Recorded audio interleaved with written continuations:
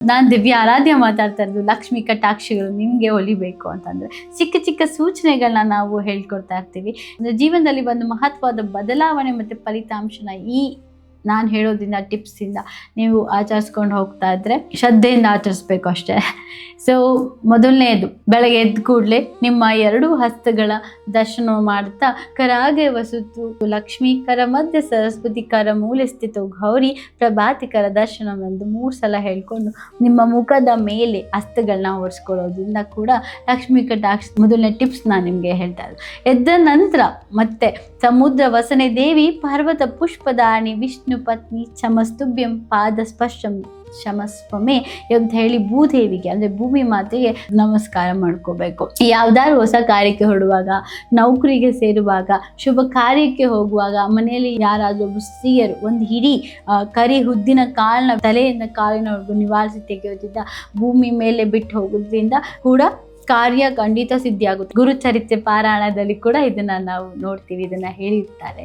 ದತ್ತವಲ್ಲಭರು ಕೂಡ ಇದನ್ನ ಹೇಳಿರ್ತಾರೆ. ಹೊರಗಿನಿಂದ ಮನೆಗೆ ಬರುವ ವೇಳೆಯಲ್ಲಿ ಒಂದು ವಸ್ತುನಾದ್ರೂ ಮನೇಲಿ ತಗೊಂಡು ಬನ್ನಿ ಅಂತ ಹೇಳ್ತಾ ಇರ್ತೀನಿ ನಾನು. ಒಂದು ಎಲೆ ಆದ್ರೂ ಸರಿ, ಅದನ್ನು ತಗೊಂಡು ಬರೋದ್ರಿಂದ ಕೂಡ ಲಕ್ಷ್ಮೀ ಕಟಾಕ್ಷ ಇರುತ್ತೆ. ಮತ್ತೆ ರವಿವಾರ ಅಂದರೆ ಭಾನುವಾರ ಪುಷ್ಯ ನಕ್ಷತ್ರ ಇರೋ ಟೈಮಲ್ಲಿ ಆಲದ ಮರದ ಬೇರು ಅಂದರೆ ಶಂಖಪುಷ್ಟಿಯ ಬೇರನ್ನು ಕೂಡ ಮನೆಗೆ ತಗೊಂಡು ಬಂದು ಶ್ರೀಗಂಧ ಡಬ್ಬಿಯಲ್ಲಿ ಇಟ್ಟು ಕೂಡ ಅದಕ್ಕೆ ಲಾಭ ಬರುತ್ತೆ. ಮನೆಯ ಗೋಡೆ ಮೇಲೆ, ನೆಲದ ಮೇಲೆ, ಹೊರಗಿನ ಜಗಲಿ ಮೇಲಾಗಲಿ ಪೆನ್ಸಿಲ್ ಅಥವಾ ಸೀಮೆ ಸುಣ್ಣದಿಂದ ಏನು ಕೂಡ ಬರಿಬಾರ್ದು ಅಂತ ಕೂಡ ಹೇಳ್ತಾ ಇರ್ತೀನಿ ನಾನು ಯಾವಾಗಲೂ.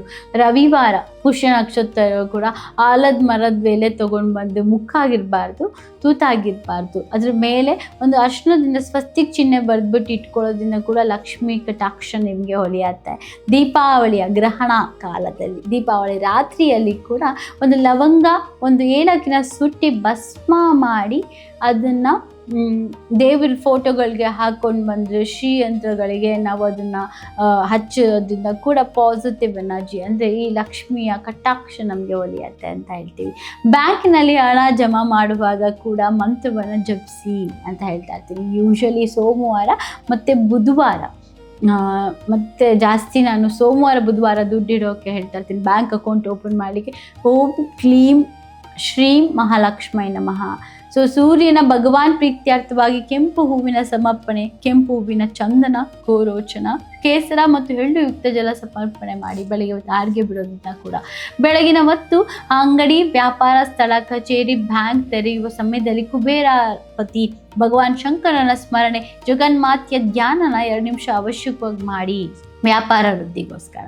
ಸಜ್ಜನರಿಂದ, ಹಿರಿಯರಿಂದ ಆಶೀರ್ವಾದ ಪಡೆಯೋದು ಯಾವಾಗಲೂ ಕೂಡ ಒಬ್ಬರ ಮನಸ್ಸನ್ನ ನೋಯಿಸ್ತಾ ಇರೋದು, ಇನ್ನೊಬ್ಬರ ಕಾರ್ಯಗಳನ್ನ ನಾವು ಜಲಸ್ಪರ್ಧೆ ಇರೋದು, ಮತ್ತು ಒಂಥರ ಹಸುರಿ ಗುಣಗಳಿರಬಾರ್ದು ಅಂತ ಹೇಳ್ತೀನಿ ನಾನು.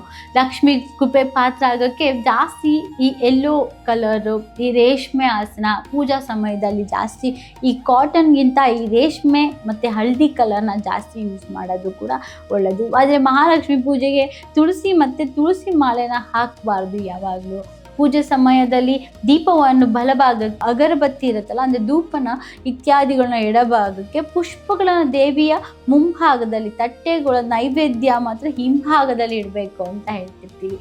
ಜಪ, ತಪ, ಧ್ಯಾನ, ಅನುಷ್ಠಾದಿ ಸಮಯದಲ್ಲಿ ಸಾಧಕರ ಅಂದರೆ ಈಗ ಪೂರ್ವದಲ್ಲಿ ಕೂತ್ಕೊಳ್ಳೋದು ಪಶ್ಚಿಮಕ್ಕೆ ಇರಬೇಕು, ಪೂರ್ವ ಅಥವಾ ಪಶ್ಚಿಮಕ್ಕೆ ಇರಬೇಕು. ಹವನ ಹೋಮ ಮಾಡುವಾಗ ಕರಿಹೆಳ್ಳು, ತುಪ್ಪ, ಕಮಲ ಪುಷ್ಪದ ಬೀಜಗಳು ಧಾರಾಳವಾಗಿ ಬಳಸೋದ್ರಿಂದ ಲಕ್ಷ್ಮಿ ಪ್ರಸನ್ನರಾಗ್ತಾಳೆ. ಮನೆ ಪ್ರವೇಶ ದ್ವಾರದಲ್ಲಿ ಅಂದರೆ ಬಾಗಿಲಿನ ಒಳಭಾಗದಲ್ಲಿ ನಿಮ್ಮ ನೆತ್ತಿಯ ಮೇಲೆ ಬರುವಂಥ ವಿಘ್ನ ನಿವಾರಕ ಅಂದರೆ ತಲೆ ಮೇಲೆ ವಿಘ್ನ ನಿವಾರಕನ ಗಣಪತಿ ಪಟವನ್ನು ನಿಮ್ಮ ಮನೆ ಮೂರ್ತಿನ ಇಡೋದು ಪಟ್ಟದ ಒಳಗಡೆ ಒಳಭಾಗಕ್ಕೆ ಇರುವಂತೆ ಸ್ಥಾಪಿಸಿ ಗಣೇಶನ. ಸೊ ವಿಘ್ನ ನಿವಾರಕ ಇರೋದು. ಆಮೇಲೆ ಇನ್ನೊಂದು ಚಿಕ್ಕದು, ಈಗ ಹೀಗೆ ಹೇಳ್ತಾ ಇರ್ತೀವಿ, ಈ ಎನರ್ಜಿ ಇರೋದು ಈ ಫಿಂಗರ್. ನಾನು ಧನವಂತನಾಗಲೇಬೇಕು ಅಂತ ಸಂಕಲ್ಪನ ಈ 11 ಬಾರಿ ಈ ಫಿಂಗರ್ನ ಯಾವಾಗಲೂ ಮಾಡ್ಕೊತಾ ಇದ್ರೆ ಅದನ್ನು ನೀವು ಈ ಥರ ಮಾಡ್ಕೊಳ್ಳೋದ್ರಿಂದ ನಾವು ಧನವಂತನಾಗ್ತೀವಿ ಅಂತ ನನಗೆ ಎನರ್ಜಿ ಮೇಲೆ ನಂಬಿಕೆ ಇರೋದ್ರಿಂದ ಈ ಫಿಂಗರ್ನ ನಾನು ತುಂಬ ಎನರೈಸ್ಡ್ ಆಗಿರ್ತೀನಿ.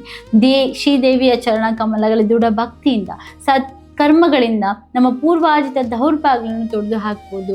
ನಮ್ಮ ವಿಶ್ವಾಸವೇ ಮುಖ್ಯ. ಅಂದರೆ ನನ್ನ ಸೆಲ್ಫ್ ಕಾನ್ಫಿಡೆನ್ಸ್ನ ನಾನು ತುಂಬ ಬಿಲೀವ್ ಮಾಡೋದು, ವಿಶ್ವಾಸ ಬಲದಾಯಕ ಎಂದು ಮನದಟ್ಟು ಮಾಡ್ಕೊಂಡಿರೋದ್ರಿಂದ ಕೂಡ ಮುನ್ನಡೆಯುತ್ತಿದ್ರೆ ಭಗವಂತ ನಮಗೆ ಯಾವಾಗಲೂ ಜೊತೆಯಲ್ಲಿರ್ತಾನೆ. ಜಗನ್ಮಾತೆ ಶ್ರೀ ಮಹಾಲಕ್ಷ್ಮಿಯು ಎಲ್ರಿಗೂ ಶುಭನ ದಯಪಾಲಿಸಲಿ ಅಂತ ಹೇಳ್ತಾ ನಾನು ದಿವ್ಯ ಆರಾಧ್ಯ ಮಾತಾಡ್ತಾ ಇರೋದು. ನನ್ನ ಚಾನಲ್ನ ಸಬ್ಸ್ಕ್ರೈಬ್ ಮಾಡಿ, ಲೈಕ್ ಮಾಡಿ, ಶೇರ್ ಮಾಡಿ.